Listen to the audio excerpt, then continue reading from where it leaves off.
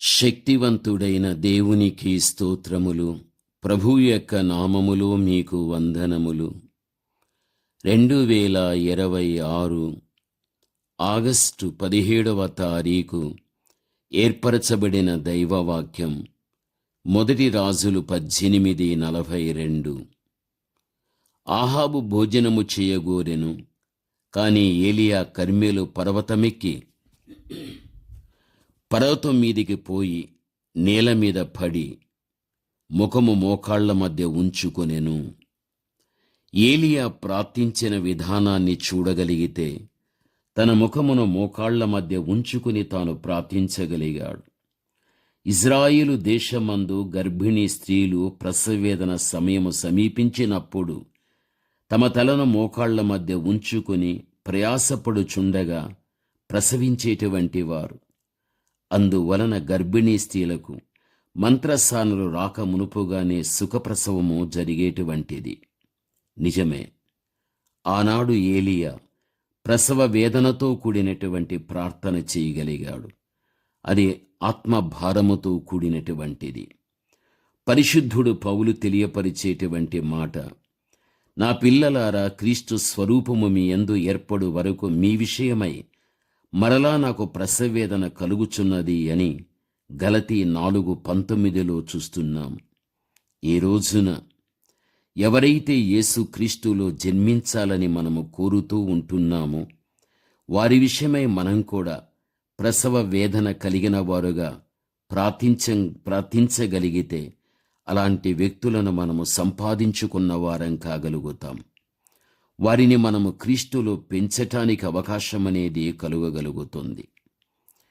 ఇక్కడ మన వాక్య భాగములో ఇది ఒక ప్రసవేదనతో కూడిన ప్రార్థన మాత్రమే కాదు, మిక్కిలి దీనమైన ప్రార్థనగా ఉన్నది. ఏలియా దేవుని ఎదుట తన్ను తాను తగ్గించుకొనుటకు సిగ్గుపడలేదు. పూర్వం కర్మేలు పర్వతములో గొప్ప విజయమునతడు పొంది ఉన్నాడు. అందువలన అహంకారానికి చోటు ఇయ్యకుండా నేల మట్టుకు తన్ను తానుగా తగ్గించుకుని రాజుకు ఆహాబు ఎదుట గంభీరముగా నిలబడినవాడు. దేవుని ఎదుట వినవిధేయత కలిగిన వాడై సాగిలపడినవాడు. ఈ దైవ రహస్యమును మనమెక్కడ కానీ మరిచిపోకూడదు. బైబిలు చెబుతుంది, నీతిమంతులు సింహం వలె ధైర్యంగా ఉంటారని. అధికారుల ఎదుట, రాజుల ఎదుట ధైర్యంగా నిలబడేటువంటి పరిస్థితి కూడా దేవుడే కలుగచేయగలుగుతాడు. ఆ రోజుల్లో 450 మంది బయలు ప్రవక్తల ఎదుట ఏలియా ధైర్యంగా నిలవగలిగాడు. దేవుని సన్నిధానములో నిలబడినప్పుడు తన్ను తానుగా తగ్గించుకొనుటకు ఏలియా సంశయించలేదు. అబ్రహాము కూడా తన్ను తాను తగ్గించుకుని, ఇదిగో ధూళియు బూడిదనైన నేను ప్రభువుతో మాట్లాడగా తెగించుచున్నాను అని వినయముగా మనవి చేసుకున్నట్లు ఆదికాండం 18:27 చూడగలం. దావీదు తన్ను పురుగు వలె తగ్గించుకున్నాడు. నేను నరుడను కాను, నేను పురుగును, నరుల చేత నిందింపబడిన వాడను, ప్రజల చేత తృణీకరించబడిన వాడను. కీర్తన 22:6 చూడగలం. గొప్ప అపొస్తలుడైన పౌలు కూడా తన్ను తాను తగ్గించుకోగలిగాడు. పాపును రక్షించుటకు క్రీస్తు యేసు లోకమునకు రాగలిగాడు. బైబిలు గ్రంథంలో మనకు ప్రస్తావించబడుచూ ఉన్నది. ప్రభువునందు ప్రియమైన వాళ్ళారా, పౌలు యొక్క జీవితాన్ని చూడగలిగితే నేను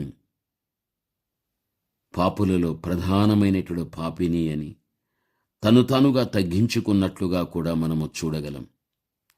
ఏలియా తన మోకాళ్ల మధ్య ముఖాన్ని ఉంచుకుని ప్రార్థించుచు 7 మారులు వెళ్ళి చూడమని తన పనివారిని కోరగలిగాడు. అది మొదటి రాజులు 18:43. ప్రతిసారి పనివాడు వచ్చి సమాధానాన్ని ఇవ్వగలిగాడు. చివరికి అరచెయ్యంత మేఘము కనపడుచున్నదనగా ఏలియాలో గొప్ప విశ్వాసం కలిగింది. రాజుగా అహాబునకు వెళ్ళిపోవలసినదిగా సెలవివ్వడం నిజమే. అంతలోని ఆకాశమందు నల్లని మేఘము కనబడగలిగాది, భారీ వర్షము కురవగలిగాది. ప్రభువునందు ప్రియమైనటువంటి వాళ్ళారు, ప్రార్థన చేయనప్పుడు మనమడుగుచున్న వాటెల్లను కూడా పొంది ఉన్నామని నమ్మాలి అని ప్రభువే ఈ మాట మనకు తెలియపరచగలిగాడు. దేవుని యొక్క బిడలైన మన జీవితంలో ఏలియా వలె ఎప్పుడైతే మళ్ళా మనము తగ్గించుకొని ప్రసవ వేదనతో కూడినటువంటి ప్రార్థన మనము చేయడం అనేది జరిగితే ఎన్నో అద్భుతమైన కార్యాలను మనము చూడగలుగుతాం. చెప్పబడిన మాటలు వినినటువంటి మీ జీవితంలో మళ్ళా మనము తగ్గించుకొని ప్రసవ వేదనతో మనం ప్రార్థించిన వ్యక్తులమైతే తప్పనిసరిగా దేవుని యొక్క కార్యాలు మనము చూడగలుగుతాం. ప్రార్థన. పరమతండ్రి అయిన మా దేవ, ఘనమైన మీ నామమునకు స్తోత్రాలు. ముఖాన్ని మోకాళ్ల మధ్య ఉంచుకొని ప్రార్థించినటువంటి ఏలియా యొక్క గొప్పతనం ఎంతో ప్రభువా. అటువంటి భక్తుల యొక్క జీవితం మాది కూడా ఒక సమమైనటువంటి జీవితంగా చేసి మహిమార్థకంగా తండ్రి మమ్మల్ని వాడుకొని ప్రభువా, ఈ భూమి మీద సజీవ సాక్షులుగా మేము జీవించటానికి కృప చూపించి ఆత్మ నడిపింపుతో మీరు నడిపించుకోమని, మీ మాటలు వినిచున్న ప్రతి బిడను ప్రత్యేకమైన రీతిలో దీవించమని యేసు నామములో ప్రార్థిస్తున్నాము తండ్రి. ఆమేన్.